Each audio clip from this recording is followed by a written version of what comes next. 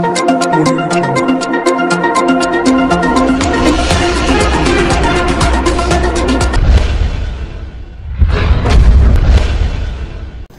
To Akshara TV news బులెటిన్ల ముందుగా headlines.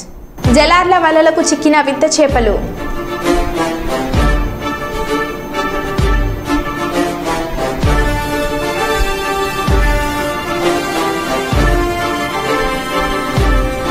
భార్య కాపురానికి రావడం లేదని మామకు చెందిన 5 వాహనాలను తగలబెట్టిన అల్లుడు.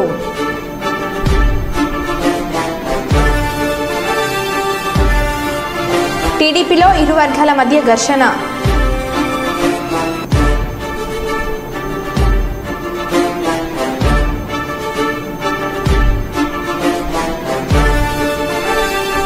హన్మకొండ జిల్లా కలెక్టరేట్లోని కాన్ఫరెన్స్ హాల్లో ప్రజావాణి కార్యక్రమం.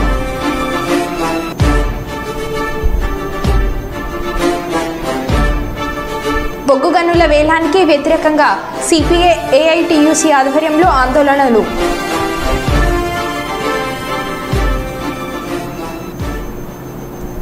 ఇక వివరాల్లోకి వెళ్తే, ప్రజాపాలనలో భాగంగా సమస్యల పరిష్కారానికి ప్రజల వద్దకే రామగుండం ఎమ్మెల్యే రాజ్ ఠాకూర్ అను కార్యక్రమంతో పెద్దపల్లి జిల్లా రామగుండం మున్సిపల్ కార్పొరేషన్ పరిధిలో 38వ డివిజన్ ఇందిరానగర్లోని కాలనీలో ఇంటింటికి తిరుగుతూ ప్రజా సమస్యలను అడిగి తెలుసుకుంటున్న రామగుండం ఎమ్మెల్యే మక్కన్ సింగ్ రాజ్ ఠాకూర్.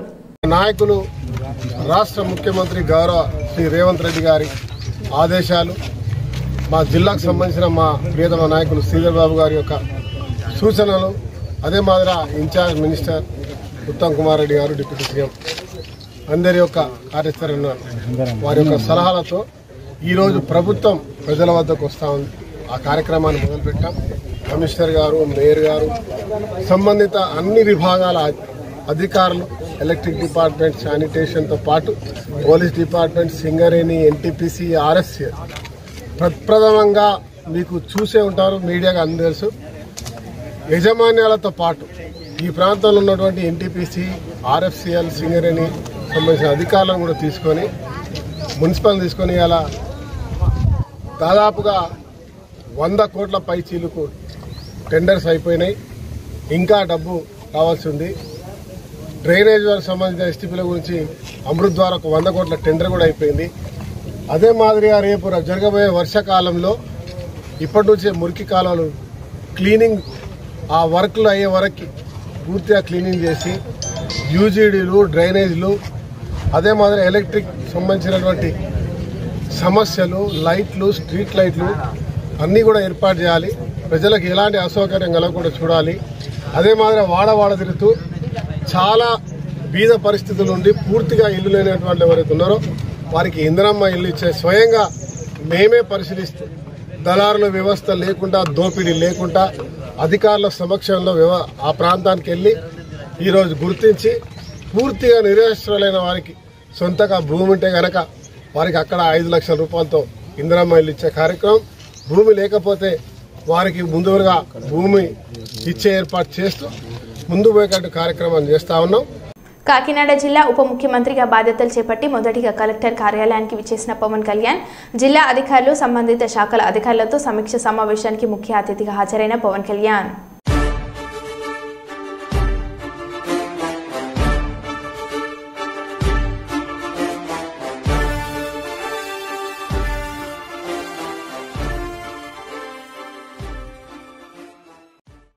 జగిత్యాల జిల్లా కేంద్రంలోని బస్టాండ్ ప్రాంగణంలో ఎక్కడికక్కడ పేరుకుపోయిన అపరిశుభ్రంగా ఉన్న పరిసర ప్రాంతాలను జగిత్యాల మున్సిపల్ చైర్పర్సన్ అడవుల జ్యోతి లక్ష్మణ్, బస్ డిపో మేనేజర్ పరిశీలించి బల్దియా సిబ్బందితో పరిశుద్ధ పనులు చేపట్టారు. ఈ కార్యక్రమంలో మున్సిపల్ శానిటేషన్, బస్ డిపో అధికారులు ఉన్నారు.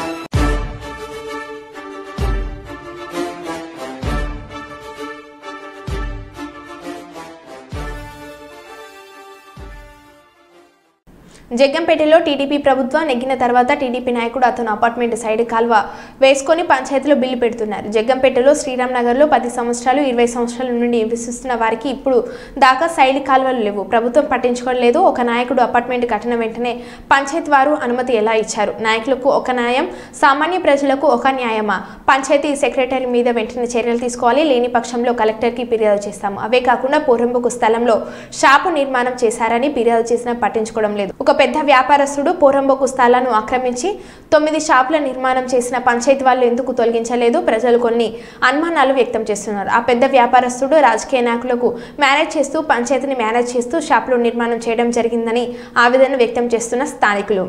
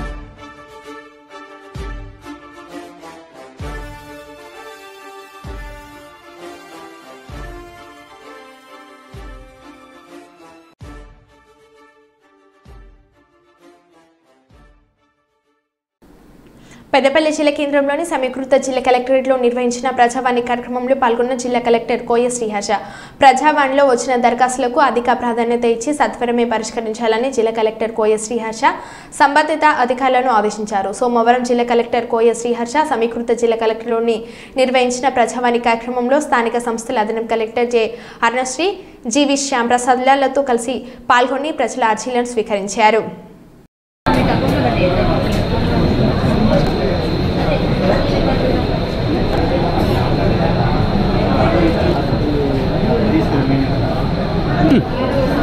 సార్ నన్ను ఎత్తుకోరాలి సార్ వీడియోగ్రాఫర్.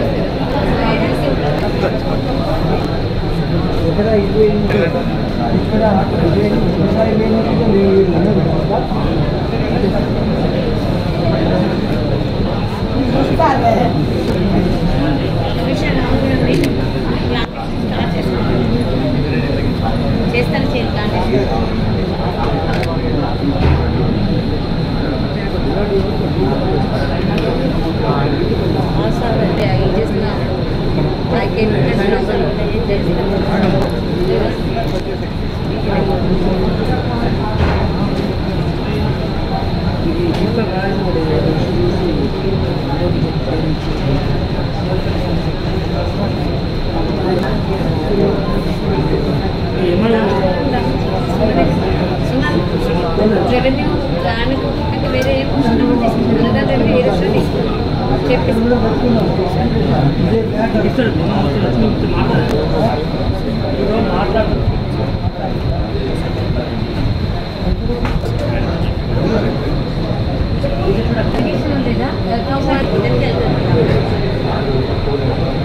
వాళ్ళు వచ్చి అసలు ఎంక్వైరీ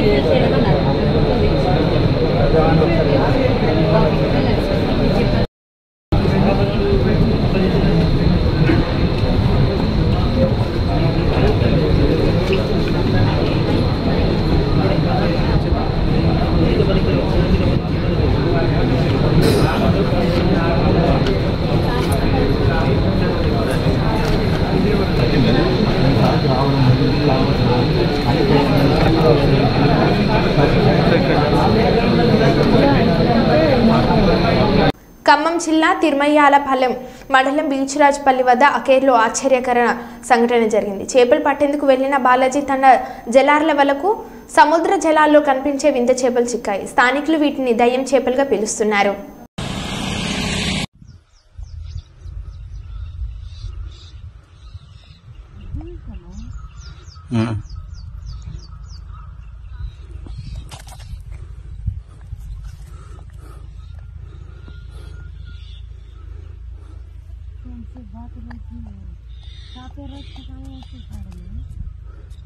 मिटका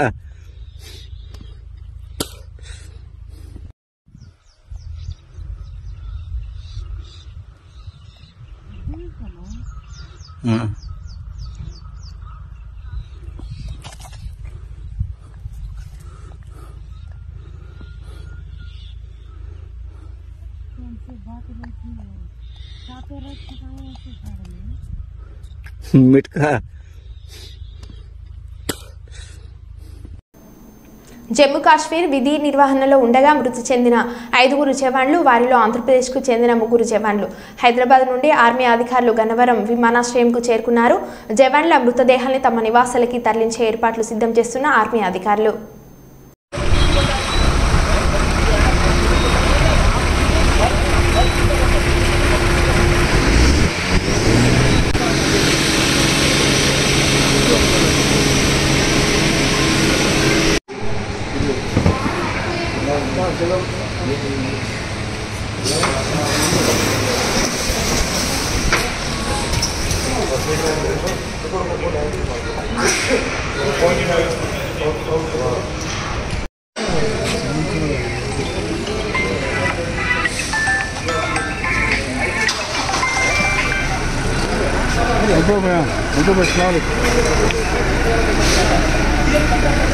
इन्फॉर्मेशन कारण ना लगा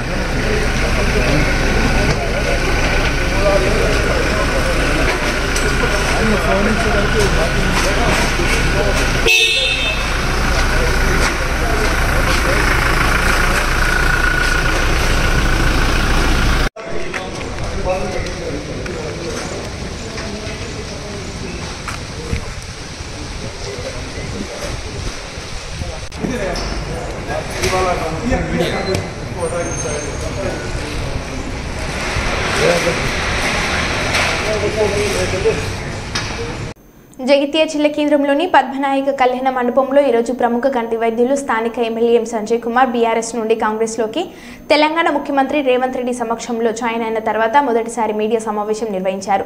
తాను తప్పని పరిస్థితుల్లో ఎందుకు పార్టీ మారానో తెలుపుతూ తనపై ఎంతమంది ఎలాంటి మాటలు మాట్లాడినా నా నియోజకవర్గ అభివృద్ధి కొరకు తప్పని పరిస్థితుల్లో పార్టీ మారడం జరిగిందని మీడియాకు తెలిపారు.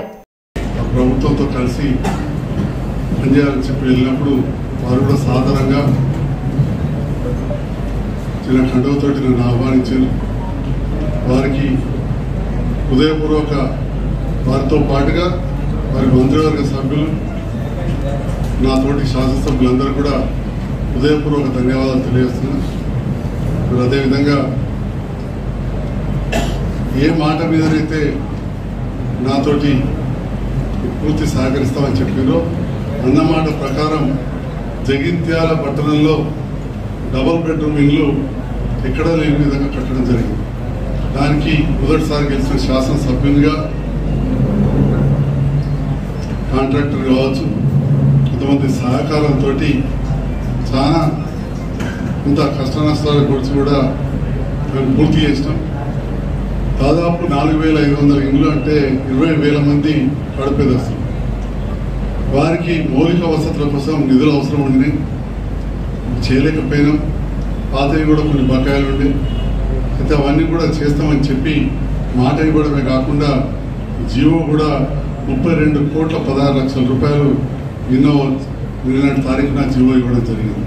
అంటే 4,500 ఇళ్ళు అంటే దాదాపు 20,000 మంది కడుపేదస్తులు ఉంటారు. మరి నాది పూర్తి స్థాయిలో రాజకీయ కుటుంబం, రక్తంలో రాజకీయం ఉంది. నేను పుట్టకముందే మా చిన్నతాత గారు పుట్టమోటి కాంగ్రెస్ పార్లమెంట్ సభ్యులు, కాంగ్రెస్ పక్షాన. అంతకుముందు సిపిఐ ఉంది కరీంనగర్లో. మాకునూరు శ్రీరంగరావు, నా పేరు మాకునూరు సంజయ్ కుమార్. సరే, మాకునూరు శ్రీరంగరావు మా సొంత చిన్నతాత. మరి పిల్లలు లేరు. మా నాన్నగారు తమ్ముడిని అడాప్షన్ చేస్తారు.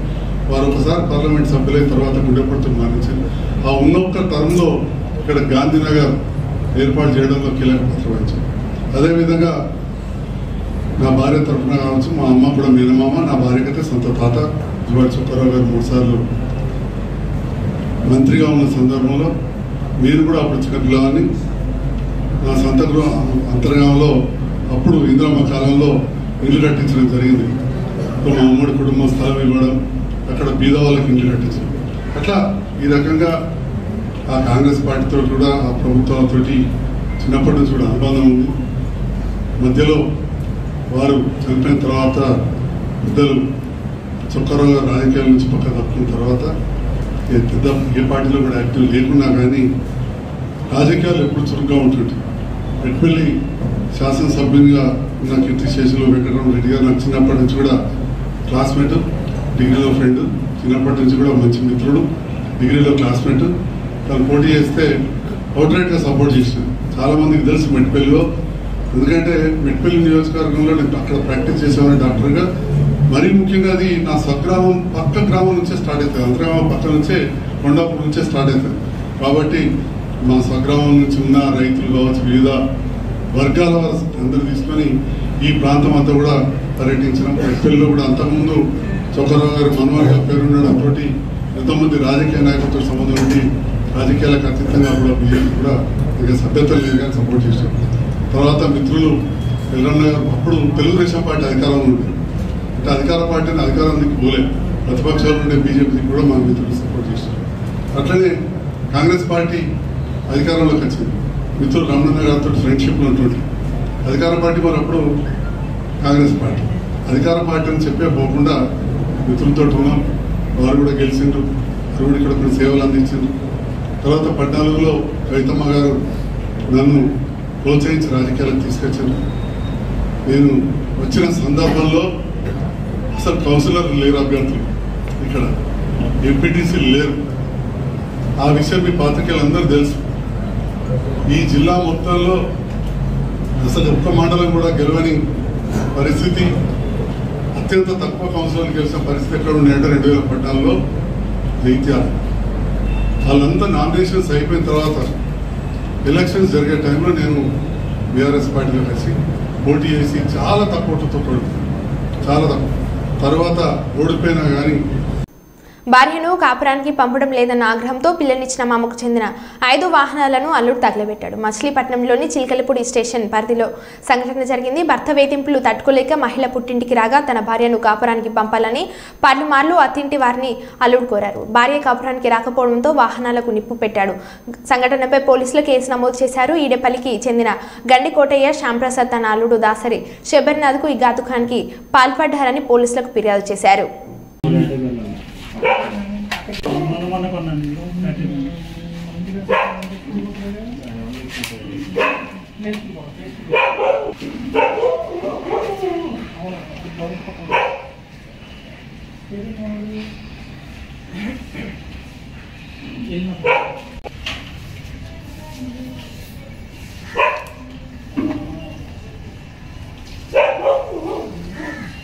అయితే ఇవాళ కష్టమైంది అసలు పూర్తినప్పుడు ఇల్లు బిజీ ఉంటారు. సాయంత్రం వస్తున్న గురించి మేము కలిసారు.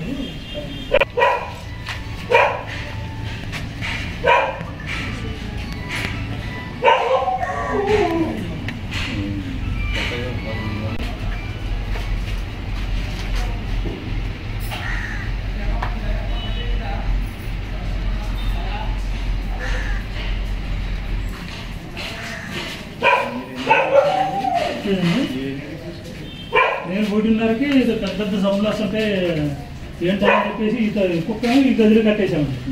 ఈ తలుపు తీసుకొని తలుపు కూడా అంటుకుంటుంది. ఇక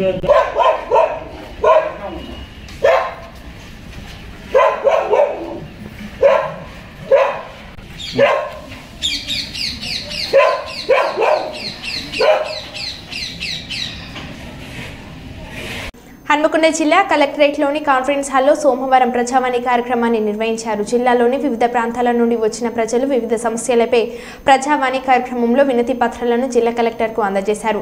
ప్రజావాణి కార్యక్రమంలో ప్రజల నుంచి అందిన వినతులను పరిశీలించిన కలెక్టర్ ఆయా సమస్యలను పరిష్కరించాలని సంబంధిత శాఖల అధికారులను ఆదేశించారు. ప్రజావాణి కార్యక్రమంలో జిల్లాలోని వివిధ ప్రాంతాల నుండి ప్రజల నుంచి 165 ఫిర్యాదులు వచ్చాయి.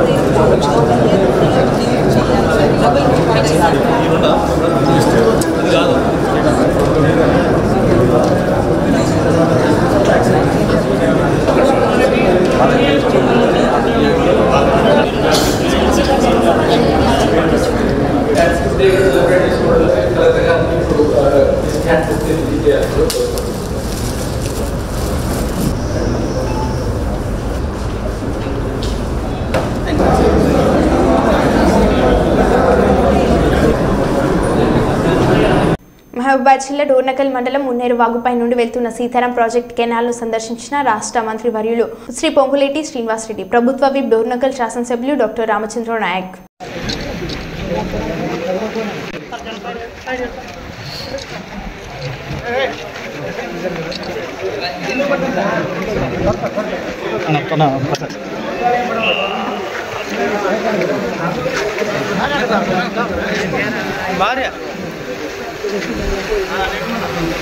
भैया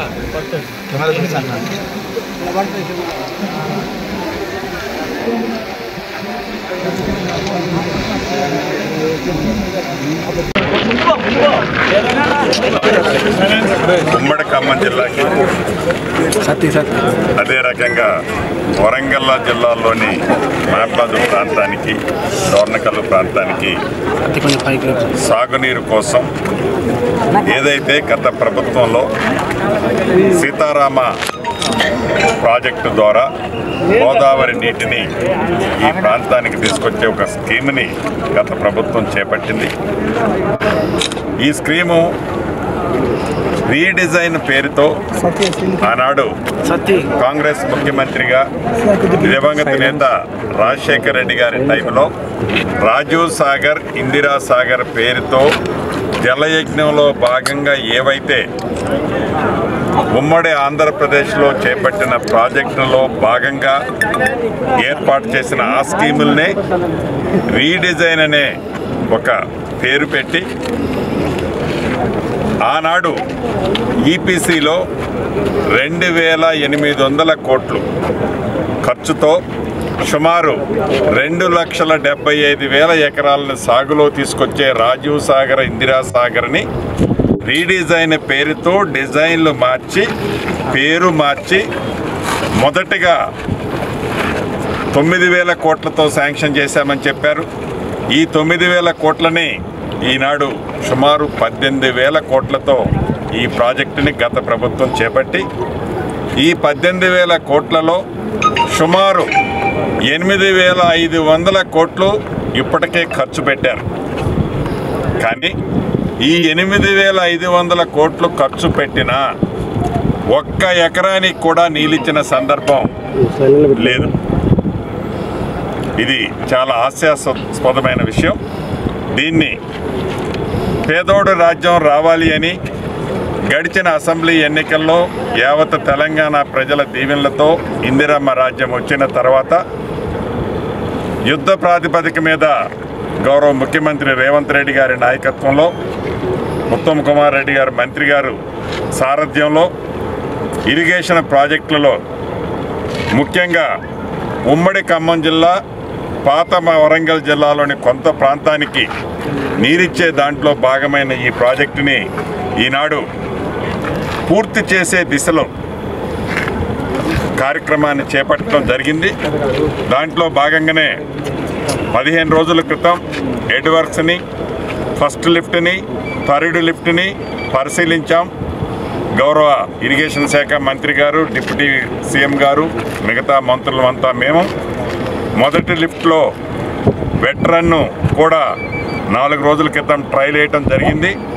అంటే ఎడ్రిచ్లో కంప్లీట్ అయినా కూడా థైలాండ్ అయిన పాలేరు దాకా నీళ్లు రావాలి అంటే మధ్యలో కొన్ని ప్రాంతాలలో ఇప్పటికీ టెండర్లే ఫైనల్ చేయాలి. మెయిన్ కెనాల్ దాన్ని కూడా ఈ ఇందిరమ్మ రాజ్యంలో ఆ గ్యాపులను కూడా టెండర్ల ప్రాసెస్ని యుద్ధ ప్రాతిపదిక మీద చేపడుతున్నాం.